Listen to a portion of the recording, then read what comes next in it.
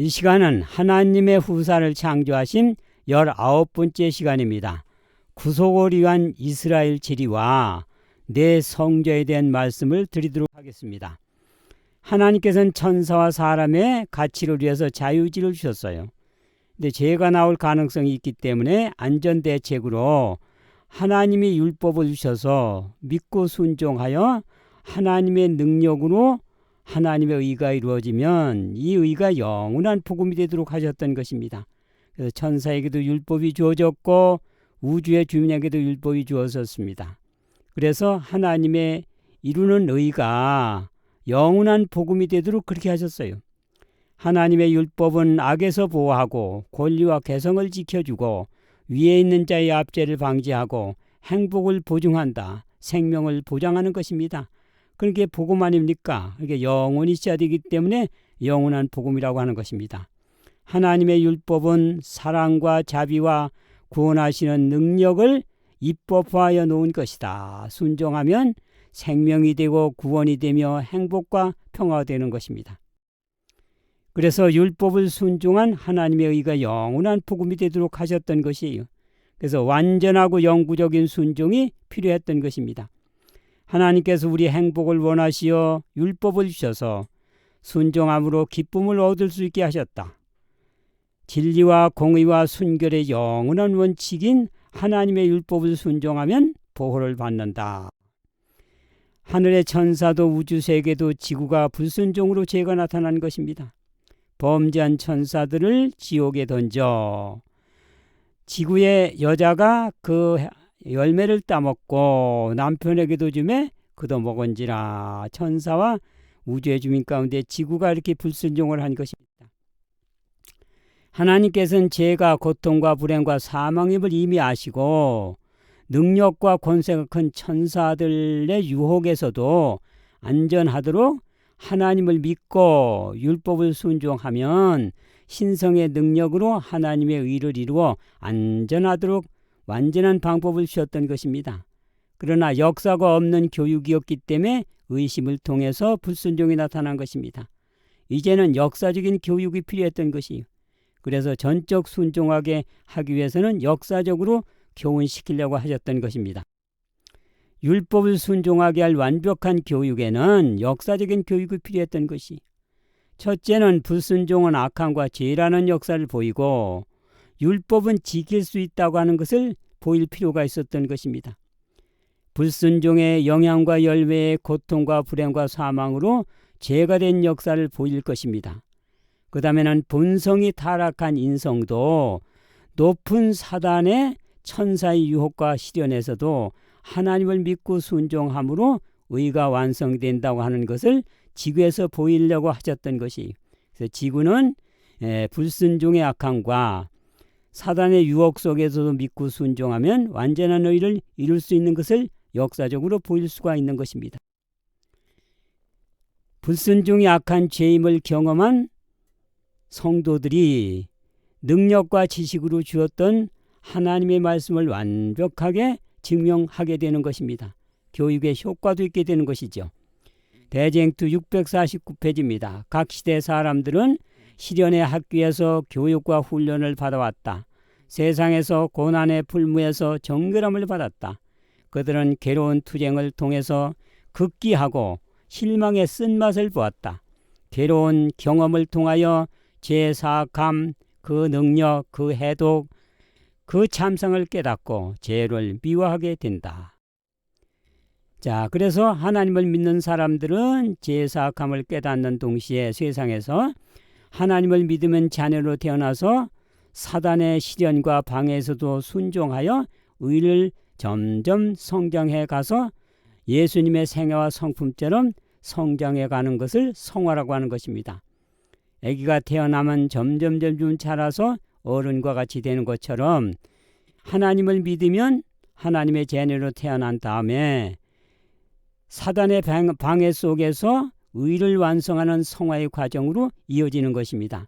성화하고 더 성화해서 결국은 예수님의 성품과 생애처럼 장성한 분량 가운데 차게 되는 것이에요. 그리스도의 장성함까지 성화한 영적 지식을 보이는 동시에 구원 얻은 성도들이 하늘에 가서 체험적으로 얻은 그 역사를 교육을 시킬 것입니다. 그러면 일기별 298페이지에 끝없는 영원한 세대를 위해서 사망의 권세를 이기고 불멸의 영광스러운 몸을 그들로 이루게 하는 교육의 효과가 있는 것입니다. 우주의 죄의 악함과 의를 이루는 교육의 효과는 하나님은 능력과 지식으로 말씀을 하셨고 우리는 경험을 통해서 증명하는 동시에 완벽한 교육을 주기 때문에 체험은 가장 훌륭한 선생이라고도 말합니다. 참된 체험은 교과서 서적보다도 진정으로 뛰어나다고 말씀하셨어요. 그래서 시련을 통해서 얻은 체험은 가장 값비싼 진주보다도 더욱 가치가 있는 것입니다. 성도가 우주 백성에게 가장 큰 가마로 승리를 줄 것입니다. 소망 679페이지 모든 능력의 근원으로부터 흘러나오는 우주에서 가장 높은 가마가 그들의 것이 되게 하는 것이 그분이 목적하신 바였다. 그들은 악을 대적할 수 있는 능력, 세상이나 죽음이나 지옥이라도 정복할 수 없는 능력, 그리스도께서 승리하신 것처럼 그들을 승리하게 할 수 있는 능력의 힘이 된다고 하는 것입니다. 하나님은 능력과 지식으로 이미 이루도록 해주셨으나 역사가 없기 때문에 체험을 얻은 성도들이 교육을 시키면 하나님의 능력과 지식이 역사할 수 있도록 완전히 순종한 생애를 할 수가 있는 것입니다. 우주의 영원한 세대로 순종하게 하여 죽지 않게 할 것입니다. 일기별 258페이지입니다. 인간의 지능과 이성과 재능은 하나님의 영광과 당신의 영원한 왕국의 건설을 위하여 사용하도록 주신 하나님의 선물이다. 끝없는 영원한 세대를 위해서 사망의 권세를 이기고 불멸의 영광스러운 몸을 이루게 효과적인 교육을 줄 수가 있는 것입니다. 그래서 실물기원 118페이지에 하나님께서는 죄로 인하여 더럽혀지고 파멸된 인류를 효과를 보셨던 것입니다. 그는 우주의 모든 것을 부요한 것을 모아 진주가 된 인류를 사는 데 써버리셨다. 이게 십자가의 사건입니다. 그래서 당신의 역사는 인계받을 후사가 동시에 탄생되는 것이에요. 사단의 시련과 방에서도 순종하여 의가 성장한 그리스도의 장성까지 성화한 영적 지식을 보이고 또 교육을 하면 예수 그리스도에 대한 체험적 지식은 사람을 하나님의 형상으로 변화시키는 교육이 되는 것입니다. 이 지식은 천국의 후사가 되게 한다. 이 지식은 무한하신 분과 교통하고 우주의 풍성한 부활을 열어 보여줄 것이라고 실물 114페이지에 말씀하셨던 것이. 그래서 지구의 성도들이 후사가 될 수 있는 특권이 부여되는 것입니다. 그래서 전지하신 하나님께서는 영원 전에 벌써 인간이 하나님의 후사 될 것을 보시고 후사를 목적으로 우주 만물을 창조하기 시작하셨던 것이. 그래서 에베소 3장 6절 보면 사람의 아들들이 후사가 되고 약속에 참여하는 자가 됨이라. 영원부터 만물을 창조하신 하나님 속에 감추었던 비밀 곧 영원부터 우리 주 그리스도 예수 안에서 예정하신 뜻대로 하신 것이다 하는 말씀을 하셨던 것이 영원 전부터 우리를 후사 만들 것을 예정하시고 우주 창조가 시작됐던 것입니다. 그래서 별자리인 성자에 이미 후사될 별자리를 창조와 함께 만들어 놓으신 것이. 그래서 욥기서 9장 8절로 9절에 보면 그가 하나님께서 북두성과 삼성과 묘성과 남방의 밀지를 만드셨다. 특별히 이 네 성자가 구속의 원리에 대해서 자세하게 설명할 수 있는 것을 하나님께서는 창조와 동시에 별자리로 만들어 놓으셨다고 하는 것입니다. 북쪽에는 북두성이 있습니다. 그 다음에는 동쪽에는 삼성이 있고 서쪽에는 묘성이 있고 남쪽에는 남방의 밀실인 남십자성 자리가 위치하고 있는 것입니다. 자, 여러분 탁자를 놓고 보면은 저건 동쪽이고 저건 서쪽이라고 탁자 안에서의 같은 탁자지만은 이렇게 구분하는 것과 똑같이 거의 같은 위치에 있는 오리온자하고 그 다음에는 묘성좌가 오리온자인 삼성은 동편에 있고 묘성은 서편에 있는 것을 알 수가 있는 것입니다. 남쪽을 바라본 별자리가 삼성은 동편, 묘성은 서편이 되는 것이죠. 그래서 동쪽은 삼성에 해당되는 것이기 때문에 삼성은 동편에 있고 묘성은 서편에 위치해 있기 때문에 묘성은 서편에 위치해 두는 것입니다. 자, 하나님께서는 북편을 바라본 성좌는 동쪽은 삼성, 서쪽은 묘성, 북쪽은 북두성, 남쪽은 남방의 밀실이 될 남십자성, 이렇게 네 별자리를 마련해 주셨던 것입니다. 신성들이 마련한 구속의 네 성좌입니다. 우주 위한 구속의 경륜을 이미 창조 때부터 하늘의 별자리로 만들어 놓으셨다고 하는 것입니다. 구속의 성좌를 마련하신 신성께서 인성으로 이스라엘 지리에 오셔서 직접 생활을 하셨던 것이, 그래서 이스라엘의 지리를 보면 북쪽은 갈릴리 바다가 있습니다. 남쪽은 사해 바다가 있습니다. 동쪽은 감람산이 있고 서쪽은 예루살렘이 위치해 있습니다. 그래서 스가랴 14장 4절에 보면 그의 발이 예루살렘 앞 동편 감람산에 서실 것이요 하는 말씀을 하셨어요. 그래서 갈릴리 바다에서 3년 동안 공중봉사를 하셨던 전 생애를 생명의 말씀으로 갈릴리 바다에서 하셨고, 그 생명의 말씀이 요단 강줄기를 통해서 죽게 된 사해로 흘러가서 죽을 지구 사람들을 살리는 상징으로 이스라엘 백성이 지리에서 역사하셨던 것입니다. 동쪽에는 해가, 감람산 쪽에는 해가 뜹니다. 이거는 태양처럼 신성인 예수님께서 태양처럼 인성으로 오셔서 직접 우리들이 보고 느끼고 또 에너지를 받고 빛과 진리를 받는 그런 태양처럼 오셨다는 것을 가르쳐 줄 수가 있는 것입니다. 이스라엘의 네 지리를 통해서 하늘에 위치한 네 성자와 비슷한 영적 지식을 가지고 있는 것입니다. 지구의 구속을 위한 이스라엘 지리입니다. 신성으로 구속을 위한 성자를 마련하신 하나님께서 인성으로 지구에 오셔서 구속을 위한 생애를 하셨던 것이 바로 이스라엘의 지리라고 하는 모습입니다.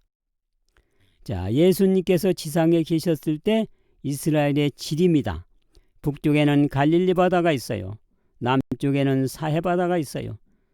갈릴리 바다에서 사해로 흘러가는 강줄기가 요단강인 것입니다. 그런데 요단강 서편에 예루살렘도 있고 감람산도 있습니다.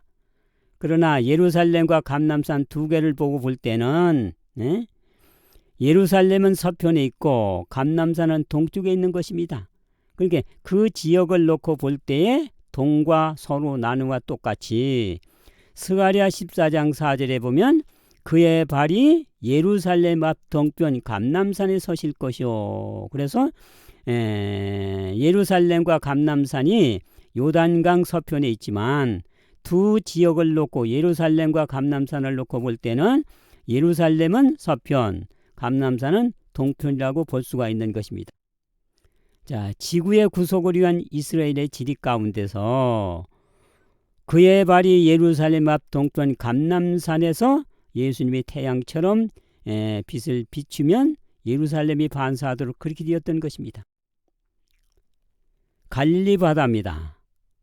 북쪽 갈릴리 바다는 신성이 인성 되신 예수님께서 지구를 살리기 위한 공중봉사 시에 생명의 말씀을 하시던 생명의 바다가 되심을 상징하는 것입니다. 그 다음에 남쪽의 사해는 죽은 바다로, 남쪽의 사해 바다는 물은 나라와 백성과 열국을 상징하기 때문에 사해 바다는 이스라엘의 남쪽, 사해 바다는 죄로 죽을 지구 열국을 상징한다 하는 것을 알 수가 있는 것입니다. 그 다음에 동쪽은 감람산인 것입니다.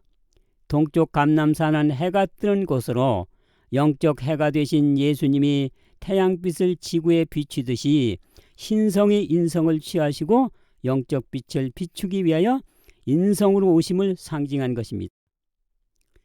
그 다음에 서쪽은 예루살렘 성전이 있습니다. 서쪽 예루살렘은 동쪽에서 해가 비치면 그 빛을 반사하여 사방에 비치듯이 반사하듯이 영적 해가 되신 예수님이 비치는 빛을 이스라엘과 지구의 온 지역에 반사할 것을 상징하는 위치가 되는 것입니다. 요단강이 있습니다.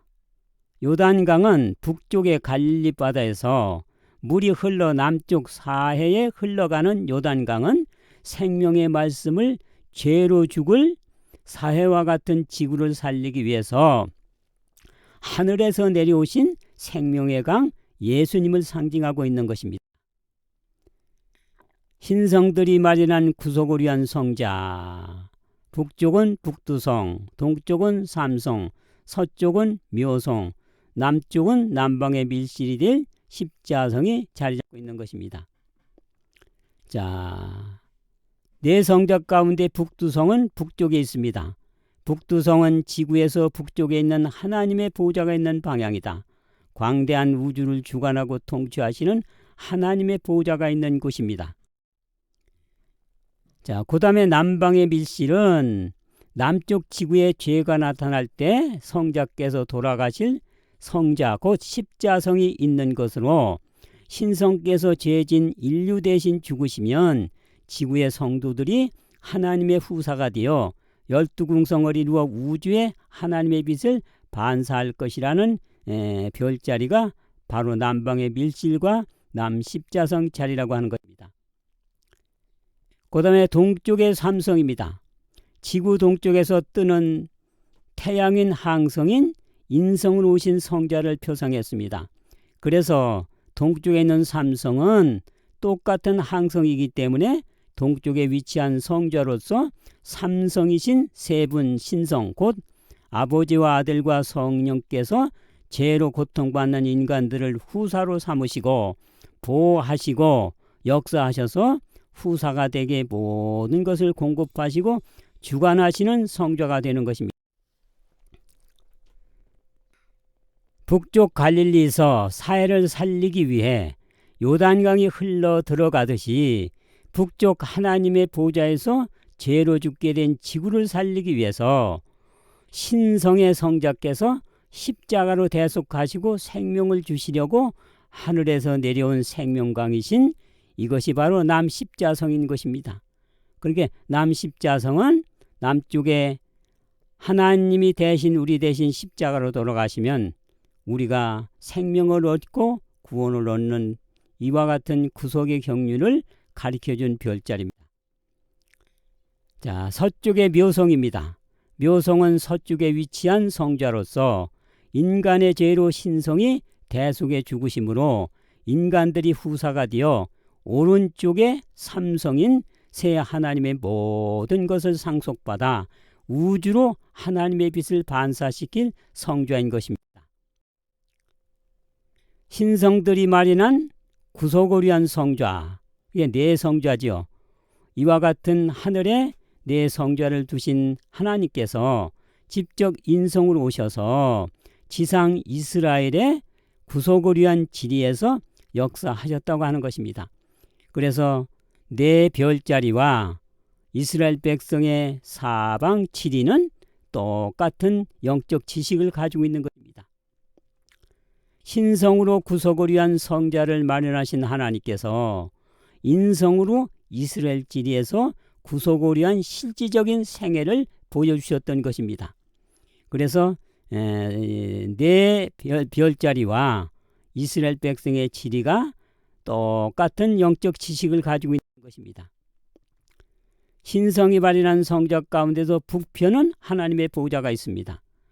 그와 똑같이 인성으로 오셨던 이스라엘의 지리 가운데 북편은 갈릴리 바다가 있는 것입니다. 그래서 하나님의 보좌가 있는 북편과 예수님께서 공중봉사를 전 생애를 하셨던 갈릴리 바다는 똑같은 영적 뜻과 지식을 가지고 있는 것입니다. 세 분의 신성이 동쪽의 해처럼 역사할 성자가 바로 동쪽에 있는 삼성이라고 하는 것입니다. 그와 똑같이 이스라엘 지리에서는 동쪽에는 감람산이 있습니다. 인성이 된 성자가 동쪽의 해같이 이스라엘의 비침과 지구에 역사하기 위해서 동쪽에서 해가 뜨는 것을 예수님을 상징하고 있는 것입니다. 그래서 별자리에서 삼성과 이스라엘 지리에서의 예수님의 해처럼 오신 것은 남쪽에 하나님의 보좌로부터 남쪽은 지구, 죄로 죽게 된 지구가 있는 것입니다. 그래서 남쪽 지구가 죄로 죽게 된 것과 똑같이 이스라엘 지리에서는 남쪽에 죽은 바다, 곧 사해가 있습니다. 그래서 사해는 이스라엘 남쪽 죽은 바다라고 하는 것입니다. 하나님께서는 서쪽의 묘성좌는 동편의 신성의 빛을 받아 우주에 반사시킬 것을 가리켜준 하늘의 별자리가 묘성좌인 것입니다. 이것은 이스라엘 지리에서 서쪽의 예루살렘이 동쪽의 햇빛을 받아가지고 반사시키는 것과 똑같은 원리입니다. 서쪽의 예루살렘이 동쪽 태양인 예수님의 빛을 받아 세계에 반사하는 것을 가리켜주는 것입니다. 그래서 묘성좌의 성좌하고 예루살렘의 반사 빛 가구는 같은 뜻을 지구에서의 북편은 하나님의 보좌 방향입니다. 그러니까 네 별자리 가운데 북두성은 하나님의 보좌가 있는 곳이에요. 계시록 4장 6절입니다. 보좌 가운데와 보좌 주위에 네 생물이 있는데, 에스겔 1장 4절 북방에서 폭풍과 큰 구름이 오는데 불 가운데 네 생물의 형상이 나타나는데, 여기 보면 하나님의 보좌 가운데와 주위에 네 생물이 있는데 북방에서 움직이는 것입니다. 그래서 북쪽은 하나님의 보좌를 가리키고 있습니다. 계시록 14장 1절 보면 어린 양이 시온산에 섰고 14만 4천 명이 함께 섰는데 그랬어요. 그러니까 시온산에 어린 양과 구원 얻은 14만 4천 명이 섰는데 거기가 북쪽입니다. 시편 48장 1절로 우리 하나님의 성 큰 왕의 성 곧 북방에 있는 시온산이 그러하다. 그러니까 어린 양과 14만 4천 명이 시온산에 있는데 시온산은 북방에 있는 산이다 한 것입니다.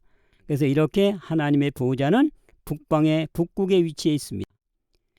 그 다음에 이사야 14장 12절 보면 내가 루스벨이 하늘에 올라 하나님의 뭇별 위에 나의 보좌를 높이리라. 내가 북극 지폐 산위에 좌정하리라. 여기 보면 북극 지폐라는 것이 나옵니다. 이거는 우주 세계의 장자들이 모여서 총회하는 데가 하나님의 보좌인데 거기가 북극입니다. 세계들의 장자들이 북극 하나님의 보좌에서 총회를 하는 것입니다. 욥기서 1장 6절 하루는 하나님의 아들들이 여호와 앞에 섰고, 여기는 하늘에 기록한 장자들의 총입니다. 하늘에 기록한 장자들이 여호와 앞에 섰는데 거기가 곧 북극에서 집회를 하는 곳입니다. 그러니까 북극의 집회는 하나님 앞에서 하니까 하나님의 보좌가 있는 곳이 북극이라는 것을 가르쳐주는 것입니다. 상산보훈 76페이지입니다. 하나님은 사랑이시다. 사랑과 빛과 기쁨이 그분에게서 나와서 모든 피조물에게로 흘러간다. 이것이 주고자 하는 하나님의 본성이다. 그분의 생애는 자체가 무아의 사랑의 유출이다.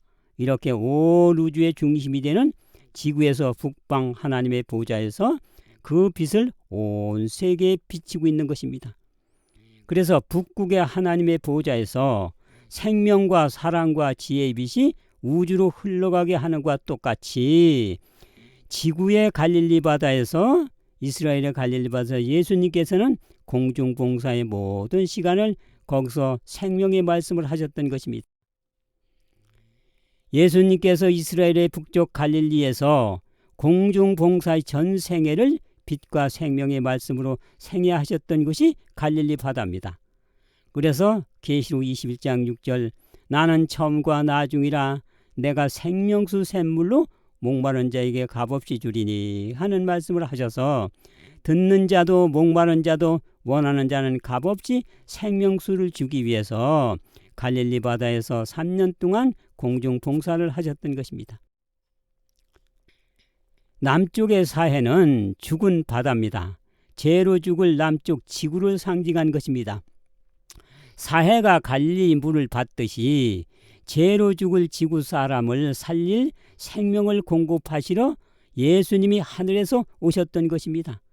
그래서 남쪽 사해는 죄로 죽을 지구를 가리킨 것인데 계시록 17장 5절에 보면 천사가 내게 말하기를 물은 백성과 무리와 열국과 방언들이라. 그래서 사해 물은 지구의 백성들을 죽을 백성들을 죄로 죽을 백성들을 가리키는 것입니다.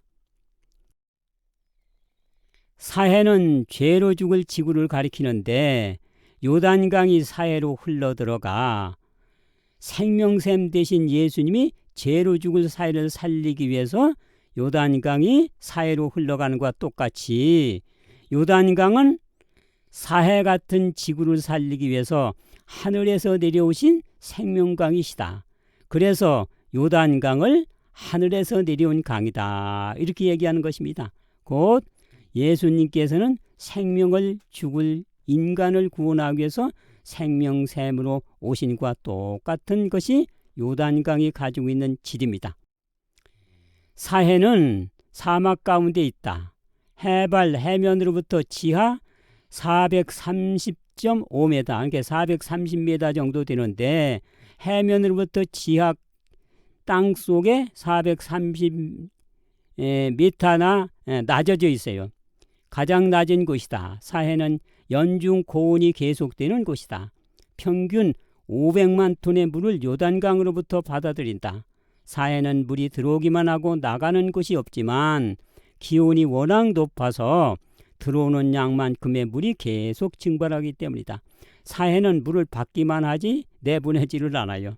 그러니까 이기신과 똑같은 지리가 바로 사해입니다. 사해같이 죄로 죽을 지구를 위해서 하나님께서는 백성을 위해 지구 백성을 위해 피 흘려 돌아가시고 생명 말씀을 하신 것이에요. 희대소망 448페이지로부터 이렇게 얘기했습니다. 장막절에 제사장은 기드론에 흐르는 물에서 한 항아리에 물을 담아 뜰의 중심부에 위치한 제단에 둔다.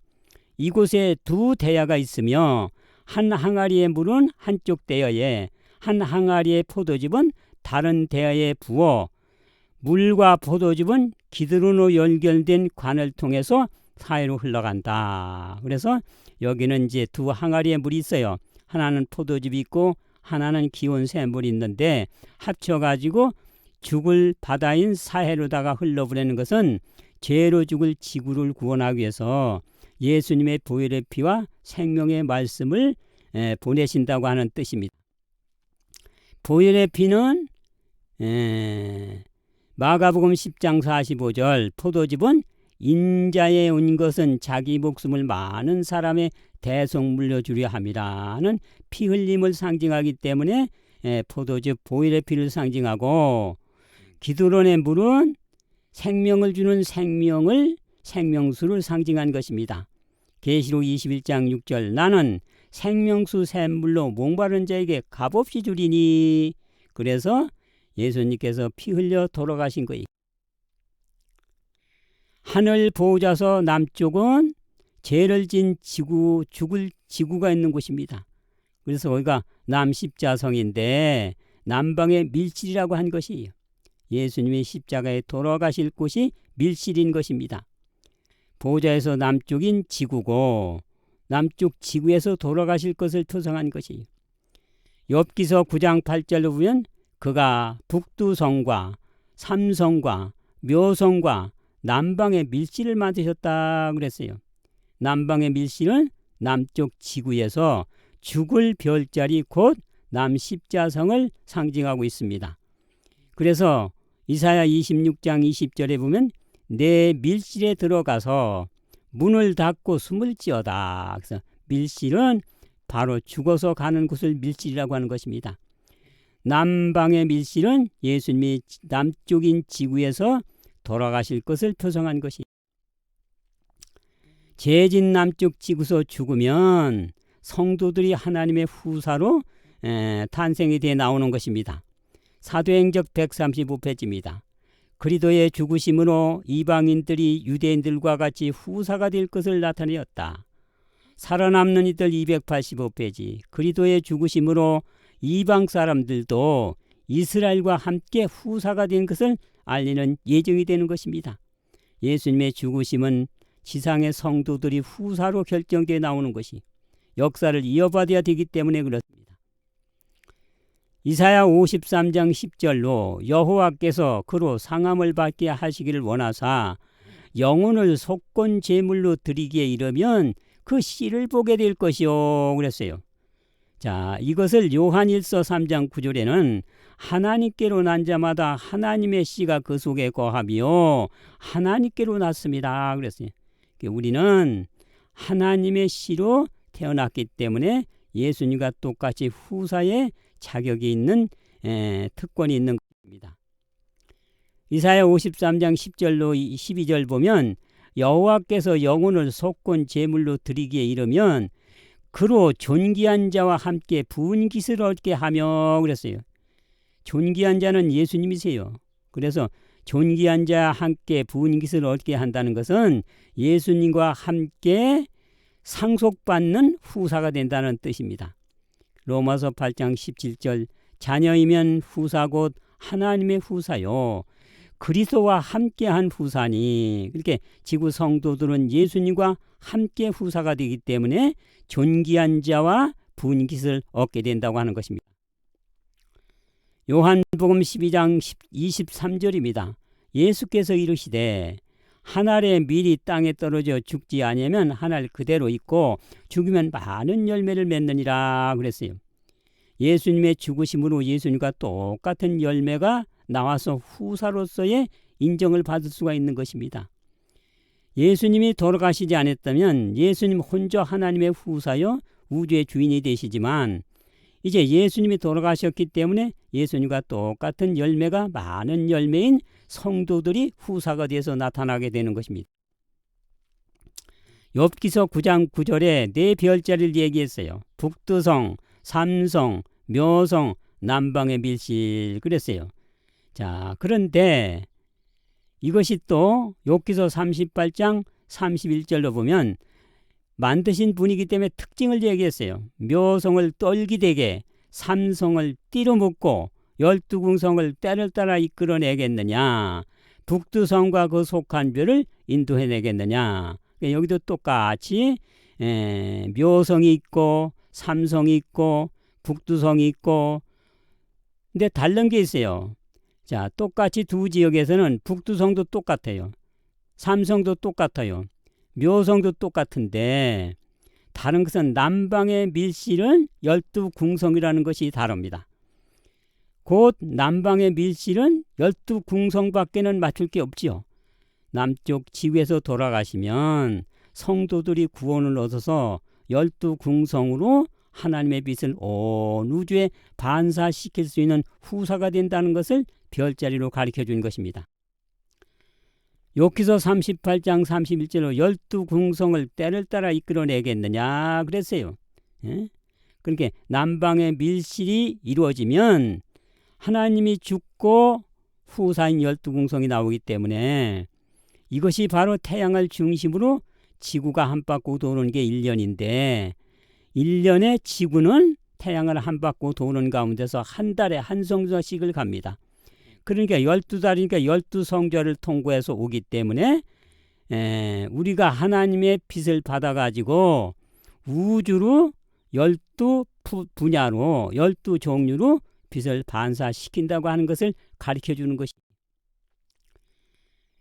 요한복음 12장 23절 예수께서 진실로 너에게 이르노니 한 알의 밀이 땅에 떨어져 죽으면 많은 열매를 맺는다. 그래서 후사인 지구 성도들이 바로 12궁성을 이루게 되는데 예수님의 제자들이 12제자, 지파가 12지파, 진주문이 12진주문, 12기초석, 또 12보석, 인간의 성격이 12성격, 1년은 12달.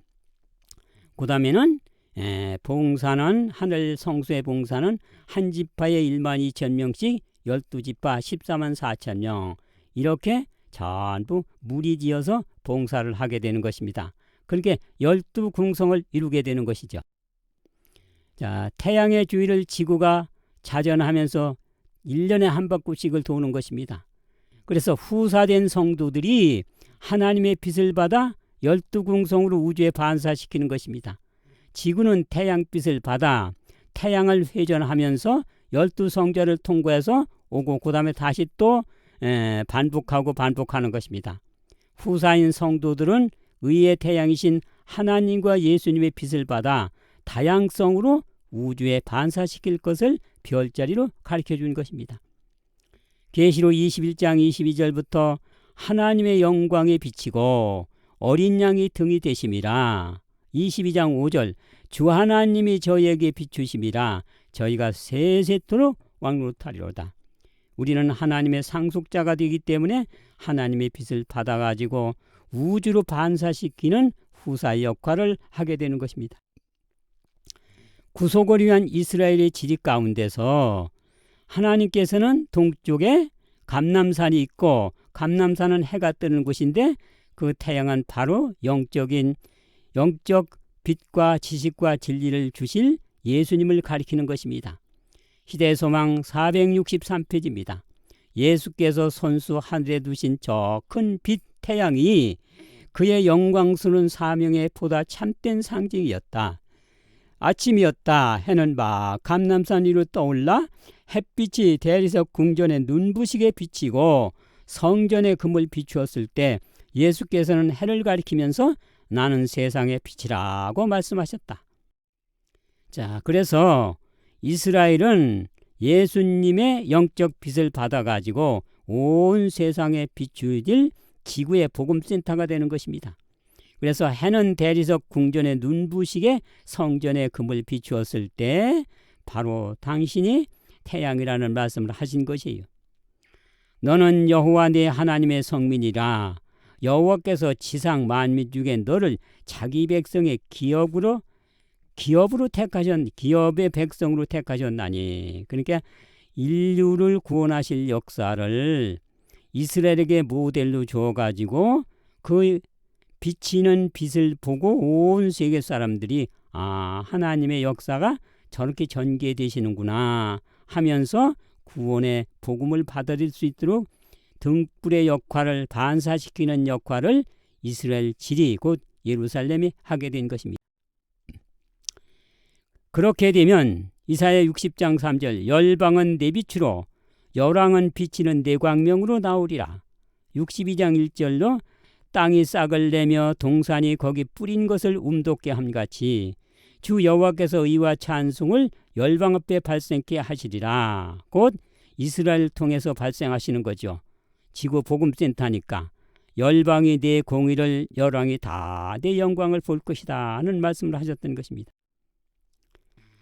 보훈 76페이지 하나님은 사랑이시다. 태양에서 나오는 빗줄기처럼 사랑과 빛과 기쁨이 그분에게서 나와서 모든 피조물에게로 흘러간다. 이것이 주고자 하는 하나님의 본성이다. 그분의 생애 자체가 무아의 사랑의 유출이다.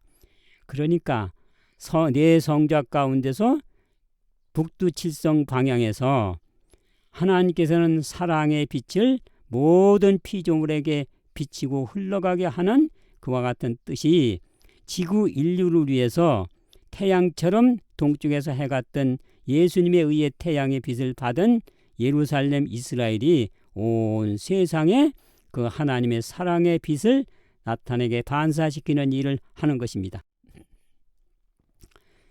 예수께서 지구의 역사할 빛의 상징이 지구 태양이신 것입니다. 그래서 태양이 빛을 지구에 비치는 것처럼 의의 태양인 예수님이 지혜와 지식과 생명의 모든 빛들을 이스라엘에 비치면 그걸 지구에 반사시키는 일을 하는데 예수님이 이스라엘과 지구를 바치는 의의 태양이시라면 똑같은 항성인 삼성은 보세요. 삼성도 항성이고 지구의 태양도 항성인 겁니다. 가까이 있기 때문에 크게 보이는 것뿐이지 멀리 있어도 똑같은 거예요. 그래서 삼성은 새 태양인데 곧 성부와 성자와 성령의 역사하심을 상징일 것이라고 우리가 볼 수 있는 것입니다.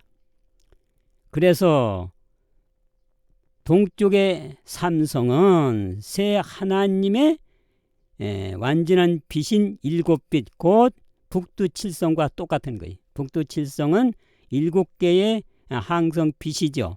요거를 지구의 이 묘성자에 비치면 묘성자가 그걸 받아가지고 온 우주에 반사시키는 일을 하는 것입니다. 묘성자는 7개의 별로 되어 있어요. 그래서 칠공주 별이라고 하는 것이, 그러니까 북두 칠성의 7별을 그대로 상속받기 때문에 이것은 칠공주 별로 온 우주에 반사시키는 역할을 하는 것입니다. 세 분의 신성이 동쪽의 해처럼 역사할 성자가 삼성인 것입니다. 그래서 성부, 성자, 성령이 완전한 7빛으로 지구에 비치면 성도들에게 후사에게 주면 후사들은 그걸 가지고 우주로 반사시키는 일을 하죠.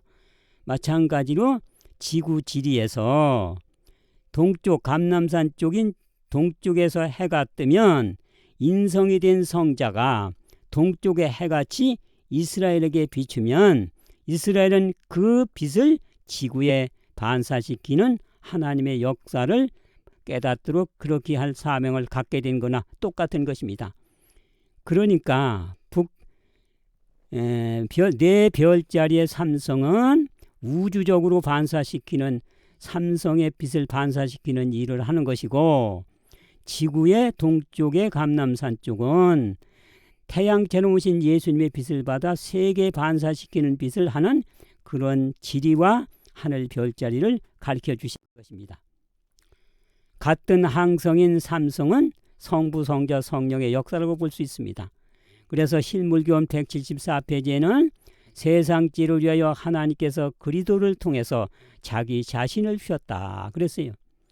그 다음에는 사도행적 339페이지 불과 같으면 예수님께서도 그리스도께서는 인간을 구원하시기 위하여 당신께서 가지셨던 모든 것을 버리셨으며 당신 자신을 주셨다 그랬어요.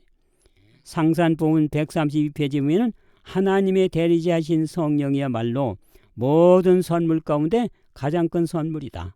창조주 자신이라도 이보다 더 위대하고 더 좋은 것을 우리에게 주실 수가 없다. 그러니까 성부도 우리에게 주어지시고, 그 다음에 예수님께서 당신 자신을 우리에게 주어주시고, 성령께서도 우리에게 완전히 주시는 겁니다. 그러니까 전부 우리에게 주어지시는 그런 뜻을 따라서 우리는 상속자가 되는 것이, 일기별 323페이지에 보면 하나님께서 인간이 하나님의 후사가 되고 그리스도와 함께한 후사가 되게 어떠한 필요한 도움도 아끼지 않을 것이다. 후사에게 뭐든지 공급해 주시겠다는 겁니다. 그 다음에 성자 하나님께서도 하나님의 후사요 그리스도와 함께한 후사가 되도록 하기 위해 왕관과 왕복을 버리시고 신성을 인성으로 옷 입고 오셨다. 그 다음에 성령께서는 중생의 씻음과 성령의 새롭게 하심으로 성령을 풍성히 부어주사 은혜를 힘입어 후사가 되게 하려 하십니다. 이와 같이 성부와 성자와 성령은 우리를 전적으로 후사되게 모든 것을 도와주시겠다고 하는 것입니다. 당신의 모든 것을 상속받는 후사가 되게 하기 위해서 그렇습니다. 그 다음에 로마서 8장 32절 아들을 내어주시니까 아들과 함께 모든 것을 우리에게 은사를 주지 않겠느냐. 그래서 1설교 184페이지 보면 아들을 주셨을 때 모든 하늘을 주신 것이다. 온 하늘이 우리의 지배 속에 있다고 했어요.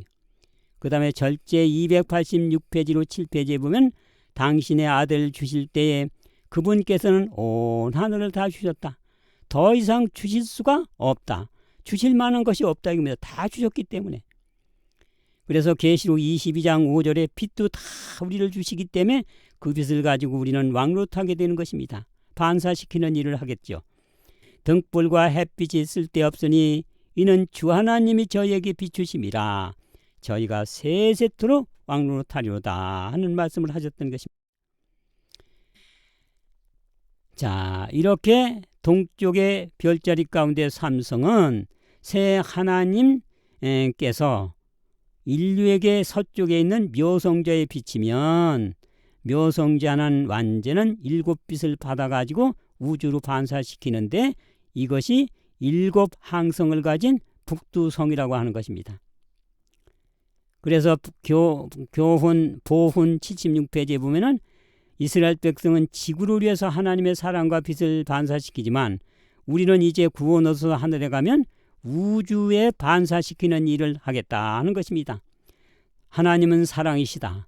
태양에서 나오는 빗줄기처럼 사랑과 빛과 기쁨이 그분에게서 나와서 모든 피조물에게 흘러간다. 이것이 주고자 하는 하나님의 본성이다. 그분의 생애 자체가 무아의 사랑의 유출이다.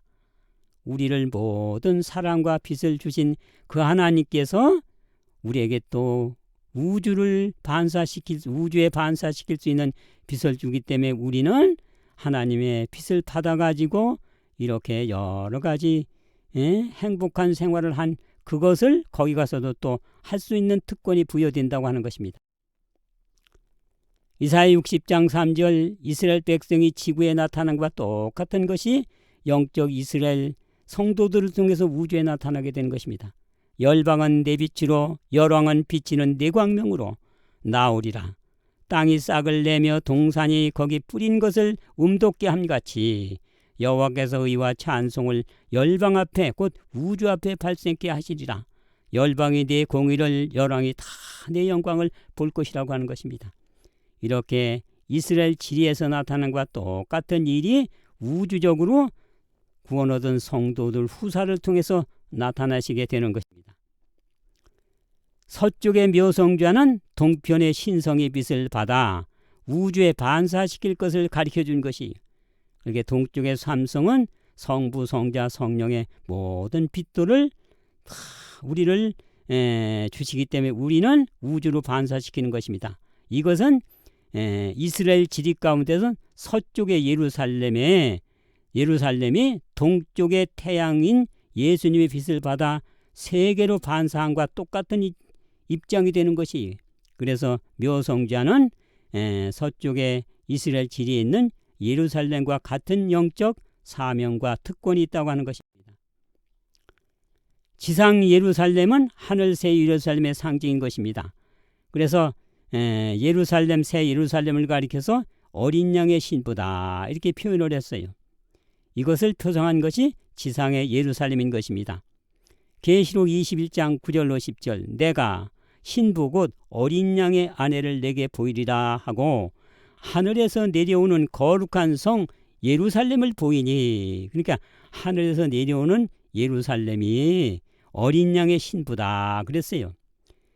자 여기 보면은 고린도후서 11장 2절에 내가 너희를 처녀로 한 남편인 그리스도께 중매함이다. 여기 보면은 우리는 영적으로 예수님의 아내가 되는 것이 그래서 전도해가지고 교인을 교회로 이끌면 어린 양의 아내를 또 중매하는 것이다 하는 것을 바울이 이야기한 것입니다.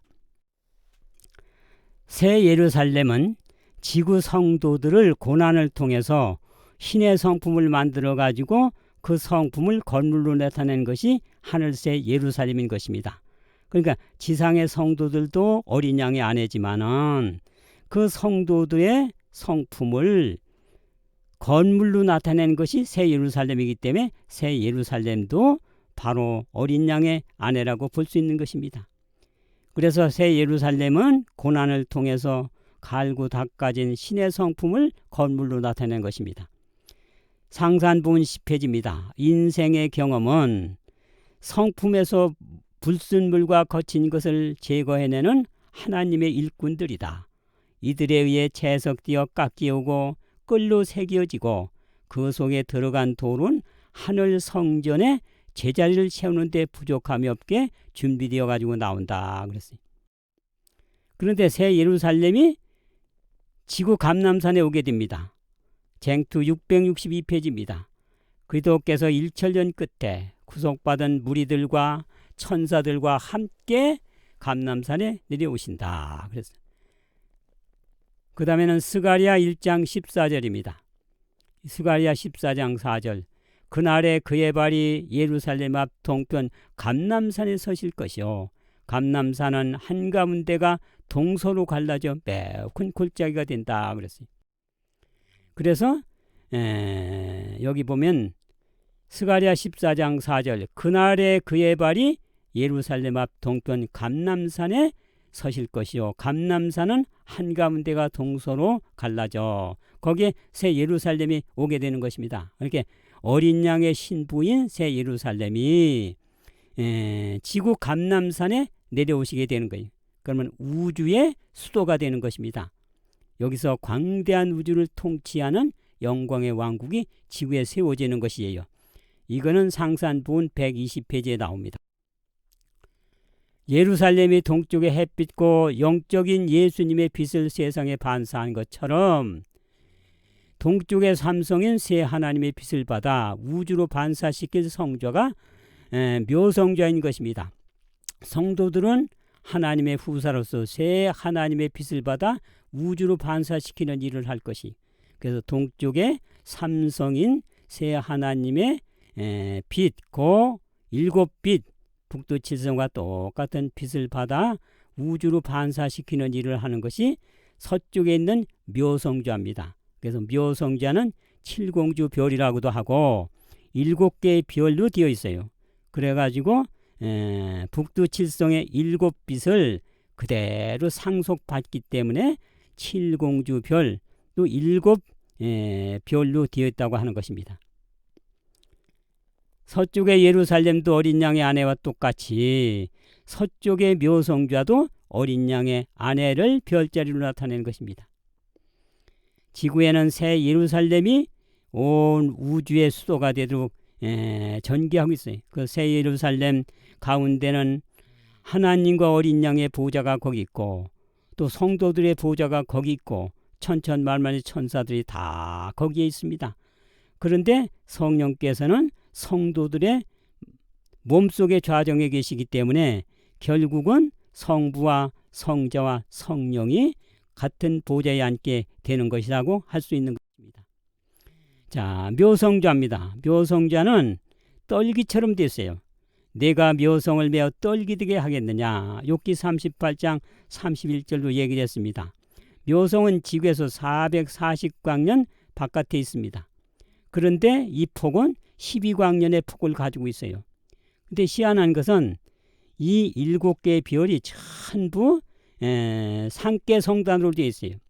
이렇게 수백 개에서 수천 개씩 물이 지어가지고 그 전체가 같은 방향, 같은 속도, 같은 간격으로 전체적으로 그대로 운행하고 있는 것입니다.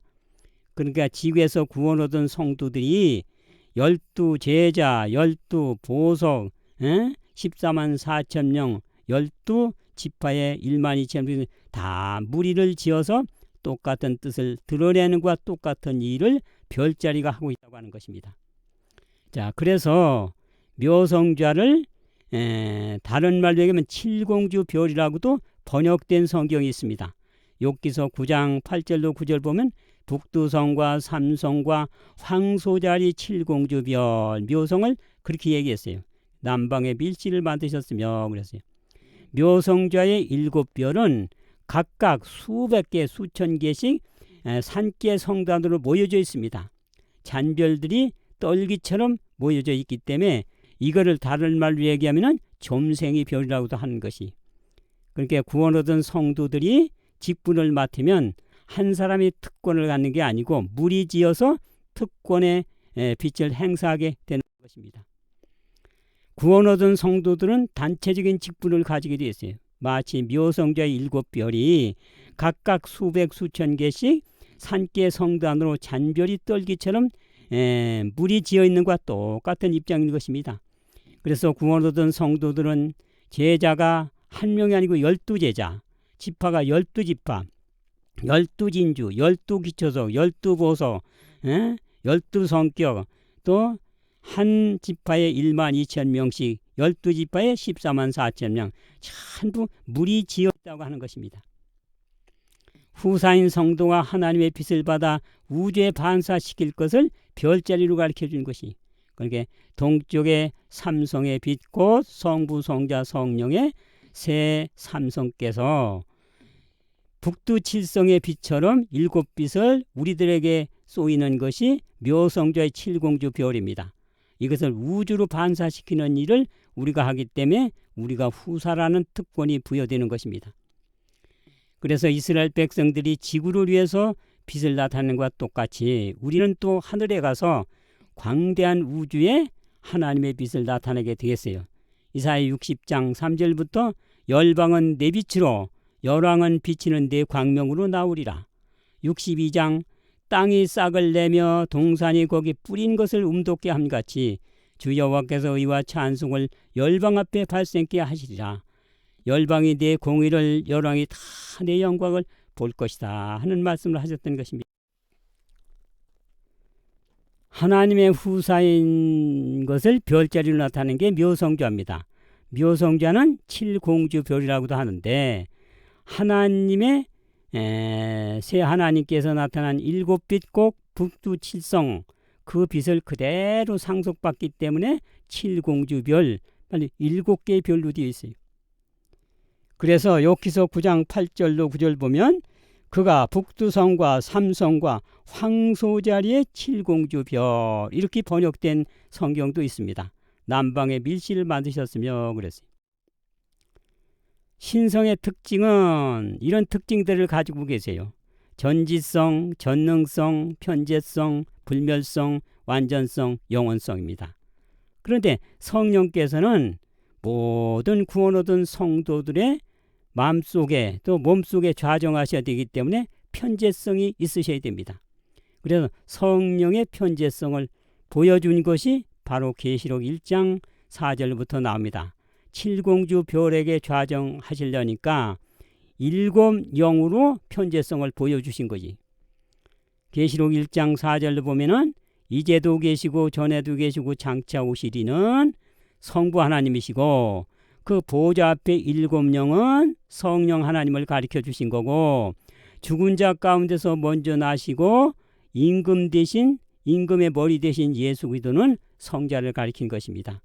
근데 성령께서도 한 분이신데 일곱 영으로 표상한 것은 구원 얻은 전체 성도들을 칠공주별 곧 일곱 교회로 나타냈기 때문에 거기 좌정하실라니까 일곱 영으로 편재성을 보여주셨던 것입니다. 그러니까 묘성좌는 일곱 개의 별 칠공주 별입니다.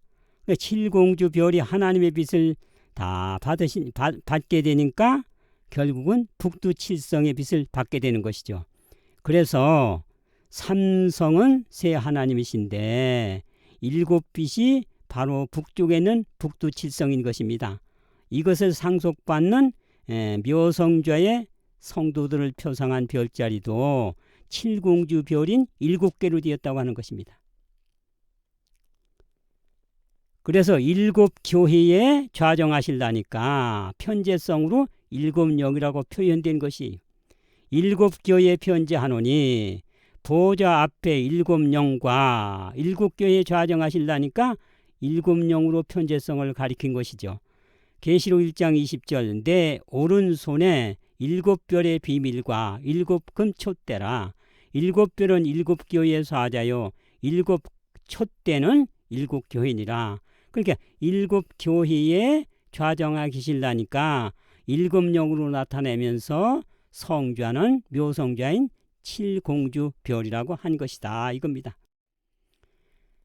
하나님께서 세 분이 계세요. 성부, 성자, 성령이 계시는데 이것을 북쪽에 계신 그 하나님이 북두 칠성의 빛을 가지고 있어요. 일곱 개의 빛을 가지고 있어요. 그래서 서쪽에 묘성좌 칠공주 별이 어린 양의 아내인데 성도들입니다. 이것을 받아서 반사시키는 일을 하는 것이 계시록 22장 5절입니다. 주 하나님이 저희에게 비추심이라 저희가 세세토록 왕노하리로다. 하나님의 영광이 비치고 어린 양이 등이 되심이라. 이렇게 하나님의 모든 빛들을 우리에게 비치면 우린 그걸 가지고 상속받아서 온 우주에 반사하는 역할을 하는 것입니다. 이 별자리가 바로 묘성좌 칠공주 별이라고 하는 것이. 그래서 묘성 칠공주 별에 성령께서 좌정하실라니까 일곱영이라고 표현된 것이라고 볼 수 있습니다. 그래서 보좌 앞에 일곱영 한 것이에요. 왜냐하면 성령은 영원히 성도들 속에 좌정해 계셔야 되기 때문에 그렇습니다. 그가 보혜사 성령을 너희에게 주사 영원토록 함께 너희 속에 계시겠습니다. 그래서 상산부원 132페이지에 보면 하나님의 대리자하신 성령이야말로 모든 선물 가운데 가장 큰 선물이다. 창조주라 할지라도 이보다 더 위대하고 더 좋은 것을 우리에게 주실 수가 없다고 하는 것입니다. 그러니까 하늘 보좌에는 성부, 성자, 성령이 계신데 성령께서 구원 얻은 성도들의 몸속에 좌정해 계시니까 성부, 성자, 성도인데 성도들은 성령의 전이 되기 때문에 그렇게 되는 것입니다. 계시록 22장 5절입니다. 다시 밤이 없겠고 등불과 햇빛이 쓸데없으니 주 하나님이 저희에게 비추심이라 저희가 세세토록 왕노릇하리로다. 우리가 하나님의 빛을 받아가지고 그걸 가지고 상속자로서 그 빛을 우주에 반사시키는 것이 21장 22절입니다. 하나님의 영광이 비치고 어린 양이 그 등이 되심이라. 그걸 우리에게 비추니까 우리는 상속자로 그 빛을 우주에 반사시키는 일을 하게 되는 것입니다. 시대소망 679페이지입니다. 모든 능력의 근원으로부터 흘러나오는 우주에서 가장 높은 가마가 그들의 것이 되게 하는 것이 그분이 목적하신 바였다. 그리스도 그분은 모든 영광을 발산하는 대중심이시다. 그러니까 하나님 또 그리스도께서는 모든 빛의 원천이 되시는데 우리에게 상속해 주기 때문에 우리는 그것을 가지고 우주에 반사시키는 거니까 경험을 얻은 우리들이 그 경험적인 지식과 함께 하나님의 모든 것들을 소개할 때에 우주에서 가장 큰 가마가 될 수 있는 효과가 있다고 하는 것입니다. 그래서 북두성은 하나님의 후사가 받을 7개 별을 나타낸 것이에요. 그래서 칠공주 별에게 상속으로 주어지는 것입니다.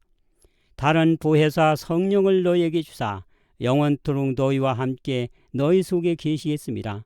훨씬 더 좋은 물질이 인간의 몸을 구성할 것이다. 그것은 새로운 창조물, 새로운 탄생이다. 그것은 성령의 몸으로 일어날 것이다.